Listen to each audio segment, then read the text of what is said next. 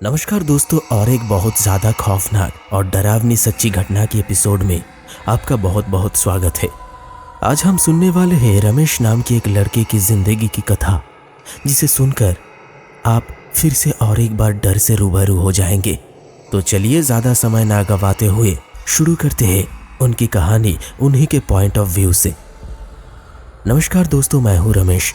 आज जो मैं आपको घटना के बारे में बताने जा रहा हूँ, ये मेरे साथ बहुत समय पहले नहीं हुआ था। यही शायद 3-4 साल पहले की बात होगी। मैं वर्धमान स्टेशन से वीरभूम जिले की सिवरी जा रहा था। वहाँ मेरे एक दोस्त की शादी थी। दोस्त ने बहुत पहले ही मुझसे कहा था कि मुझे शादी से पहले उसके घर पर मौजूद रहना पड़ेगा। इसलिए मैंने ऑफिस से 1 हफ्ते की छुट्टी ली और उस दोस्त के घर के लिए निकल गया। मैं उस दिन बहुत ही मज़े के साथ और खुशी खुशी घर से निकला था, लेकिन मुझे इस बात का ज़रा सा भी अंदाज़ा नहीं था कि उस दिन मेरे साथ इतनी बड़ी भयानक घटना घटेगी। जब मैं सिवड़ी स्टेशन पर ट्रेन से उतरा तो रात के करीब 9 बज रहे थे। प्राकृतिक आपदा के कारण ट्रेन पहले से ही लेट थी। लगातार चल रही तूफानी हवाओं के कारण स्टेशन और सड़कें पूरी तरह से सुनसान थी। मैंने स्टेशन की ओर देखा, लेकिन उस समय ज़्यादा भीड़ मुझे नहीं दिखाई दी। कुछ लोग स्टेशन पर उतरने के बाद इतनी तेजी से अपने गंतव्य के लिए स्टेशन से निकल गया कि मानो कोई उनका पीछा कर रहा हो।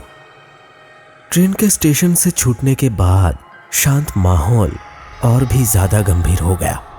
उधर आसमान में बार बार बिजली चमक रही थी, उनके साथ तूफानी हवा।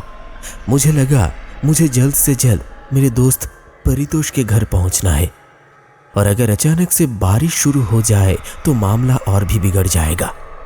यह सोचकर मैं ज़रा सा भी देर ना करते हुए वहाँ से निकल गया। लेकिन मैं जब स्टेशन से बाहर निकला तो बाहर कोई भी ऑटो या फिर रिक्शा दिखाई नहीं दी। ऐसी स्थिति में मैं और भी परेशान हो गया। यहाँ से लगभग 5 किलोमीटर की दूरी पर मेरे दोस्त का घर है। इतना लंबा सफ़र मैं पैदल कैसे करूँगा? साथ में भारी सामान भी है। तभी मुझे याद आया, क्यों ना मैं एक बार परितोष को कॉल कर लूं। ये सोचकर मैंने अपनी जेब से मोबाइल फ़ोन निकाला, लेकिन जल्दबाजी में फ़ोन निकलने के दौरान वो नीचे पक्की सड़क पर गिर गया और मैं बड़ी समस्याओं में फंस गया। मैंने फ़ोन उठाया और देखा कि उसका डिस्प्ले बिल्कुल ख़त्म हो चुका था। मतलब फ़ोन गिर जाने के वजह से ख़राब हो गया है और उसका डिस्प्ले बिल्कुल टूट कर बिखर चुका था। मुझे अपनी किस्मत पर बहुत ज़्यादा गुस्सा आया। मैं परितोष को सरप्राइज़ देना चाहता था, इसलिए मेरे आने की खबर उससे पहले नहीं बताया था। लेकिन अब मुझे लग रहा था कि यह मेरी सबसे बड़ी गलती थी। मुझे बहुत ज़्यादा असहाय सा महसूस होने लगा। आसपास कोई दिखाई भी नहीं दे रहा था जिससे मैं थोड़ा मदद मांग सकूं। चारों तरफ सन्नाटा और अंधेरा छाया हुआ था। सच कहूँ तो अब मुझे थोड़ा थोड़ा डर लगने लगा था। ऐसा लग रहा था मानो दुनिया में मैं बिल्कुल अकेला पड़ गया हूँ। यह अंधकार कभी भी ख़त्म नहीं होने वाला है। दरअसल जब हम इंसान बिल्कुल अकेले होते हैं तो हमारे मन में तरह तरह के विचार आते हैं। इसलिए मेरे मन में भी कई सारी अजीब बातें गौर कर रही थी। मुझे ऐसा लग रहा था जैसे कोई मुझे अंधेरे से देख रहा है, मानो उस अंधेरे में हर वस्तु के पीछे कोई छिपा है। वो किसी चीज का इंतजार कर रहे हैं। अचानक बिजली की चमक ने आसपास के वातावरण को थोड़ी ही देर के लिए रोशन करके फिर से दुनिया को अंधेरे की सागर में डुबो दे रहा था। बहुत दूर कहीं कुत्ते का झुंड लगातार रो रहा था। वो माहौल बहुत डरावना था। मुझे ज्यादा देर तक एक जगह पर खड़ा रहना उचित नहीं लगा, इसलिए मैंने पैदल ही आगे बढ़ने का फैसला किया। इसलिए मैं अपना बैग पैक करके चलने लगा।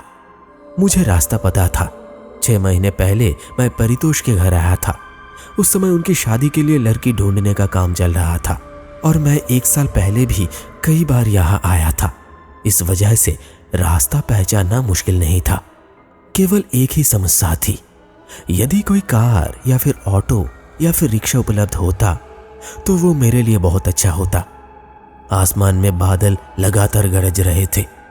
किसी भी वक्त बारिश हो सकती थी, इसलिए मैं जितनी जल्दी हो सके चलने की कोशिश कर रहा था। मैं अलग अलग चीजों के बारे में सोचते हुए आगे बढ़ रहा था। तभी अचानक मुझे एक अजीब आवाज सुनाई दी। आवाज बहुत जानी पहचानी थी, क्योंकि आवाज किसी ऑटो इंजन की थी। मैंने जल्द से अपना सिर घुमाया और पीछे देखा। मैंने देखा, हाँ सचमुच एक ऑटो आ रहा था स्टेशन की दिशा से। मेरे मन में एक आशा की झलक उभर आई। आखिरकार मुझे एक ऑटो दिखा, तो अब मुझे चलने की जरूरत नहीं होगी। मैं मन ही मन ईश्वर को बहुत बहुत धन्यवाद दिया। फिर मैंने हाथ हिलाकर चिल्लाया और ऑटो को रोकने का इशारा किया। थोड़ी देर बाद ऑटो मेरे सामने आकर रुक गई। फिर ऑटो ड्राइवर ने टूटे हुई आवाज में मुझसे कहा, आप कहाँ जाओगे? मैंने कहा, अब झोड़ोबाटी का चौराहा पर जाएंगे। उस आदमी ने कहा, हाँ ठीक है, लेकिन किराया ज्यादा देना पड़ेगा, 50 रुपए। मैंने कोई बहस नहीं की। इस स्थिति में मुझे ऑटो मिल गया, ये सौभाग्य की बात है। इसके अलावा मैं जानता था कि बहस करने का कोई मतलब नहीं है। मैं ऑटो की पिछली सीट पर चला गया, लेकिन मैंने देखा कि वहां पहले से ही 2 मोटे लोग बैठे हुए थे।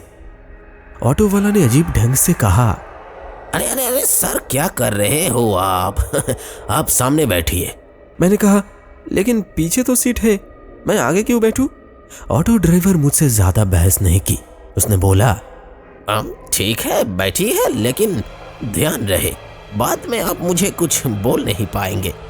उनकी बात मुझे कुछ समझ नहीं आया।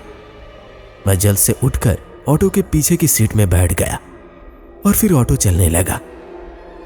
लेकिन मेरा स्टॉपेज आने से पहले से ही ऑटो में बैठा हुआ वो 2 लोग ऑटो से उतर गया। लेकिन जाने से पहले उन दोनों में से जो थोड़ा दुबला पतला था, उसने मेरे कंधों पर हाथ रखा और एक अजीब तरह की हंसी से टूट पड़ा और फिर मुझसे कहा,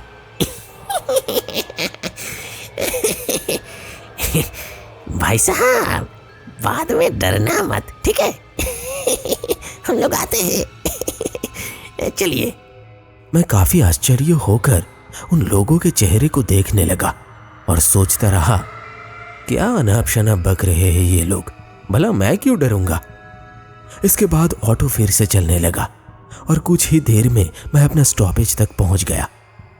लेकिन उतरने के बाद जब भी मैंने किराया देने के लिए जेब में हाथ डाला, तो अगले ही पल मैं चौंक गया। मेरा पर्स, मोबाइल फोन, छुट्टा कुछ भी मेरे जेब में नहीं थे। मेरी जेब बिल्कुल खाली हो चुकी थी। मैं काफी परेशान हो गया और एक असहाय दृष्टि से ड्राइवर की तरफ देखने लगा। लेकिन अजीब बात यह थी कि वो ड्राइवर मुझे देखकर थोड़ा थोड़ा मुस्कुरा रहा था। फिर उसने हंसते हुए कहा, मैंने आपको पहले ही कहा था कि आप आगे बैठ जाइए, लेकिन आप मेरी बात नहीं मानी। परंतु तब तक मुझे सब कुछ समझ आ चुका था। मैं गुस्से से उस ऑटो ड्राइवर से कहा, क्या आप मजाक समझ कर रखे हो? 2 जेब कतरे को ऑटो में बिठाकर घूम रहे हो?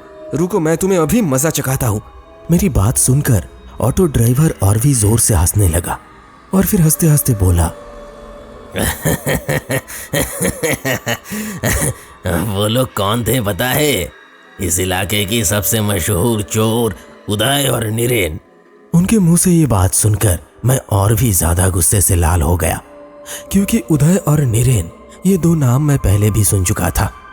शायद आज से 4 साल पहले अखबारों में इन दोनों की नाम छपी थी और वो मुझे अच्छी तरह से याद है।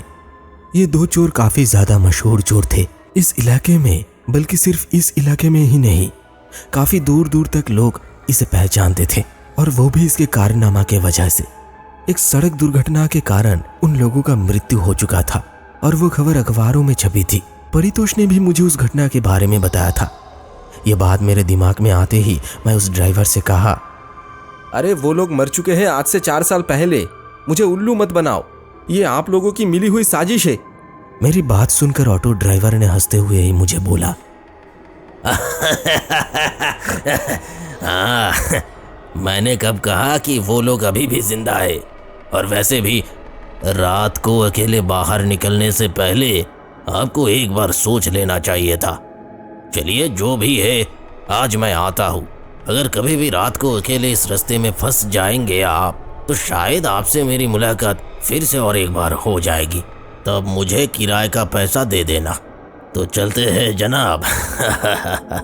मैं कुछ बोलने से पहले ही उस आदमी ने अपना ऑटो लेकर वहां से तुरंत निकल गया। इसके बाद मैं और क्या ही कर सकता था। कुछ देर बाद मैं मेरे दोस्त परितोष के घर पहुंच गया और उसको सारी घटना के बारे में बताया। और फिर परितोष ने मुझसे जो कहा उसे सुनकर मेरे पैरों तले से जमीन खिसक गया और मैं बहुत ज़्यादा डर गया। डर के मारे मेरे दिल जोरों से धड़कने लगा। उसने कहा वो दोनों चोर का जो रोड एक्सीडेंट हुआ था वो किसी और वाहन में नहीं बल्कि एक ऑटो में हुआ था। वो लोग उस ऑटो से शिवरी स्टेशन की तरफ जा रहे थे, लेकिन बीच रास्ते में ही एक ट्रक के साथ जोर की टक्कर खाकर ड्राइवर समेत बाकी 2 पैसेंजर का भी मृत्यु हो चुका था। और उस ऑटो में और कोई नहीं बल्कि मशहूर चोर उदय और नीरेन थे। ये सब सुनकर मेरी आंखें खुली की खुली रह गई और मैं सोचता रहा कि मैं कितनी बड़ी और डरावनी चीज़ों से सामना करके आज लौटा हूँ। उस दिन के बाद से मैं कभी भी आज तक शाम होने के बाद किसी भी दूरी की यात्रा में नहीं निकलता। तो दोस्तों, हमारी आज की ये कहानी बस यही तक थी। रमेश की जिंदगी की ये कहानी आपको कैसी लगी कमेंट करके बताना ना भूलें। और हाँ, अगर आप भी भेजना चाहते हैं आपकी कहानी या फिर किसी से सुनी हुई कोई घटना तो हमें डिस्क्रिप्शन में दी हुई इंस्टाग्राम आईडी पर DM कर सकते हैं। तो चलिए मिलते हैं और एक खौफनाक कहानी के साथ अगले एपिसोड में। तब तक के लिए बाय बाय।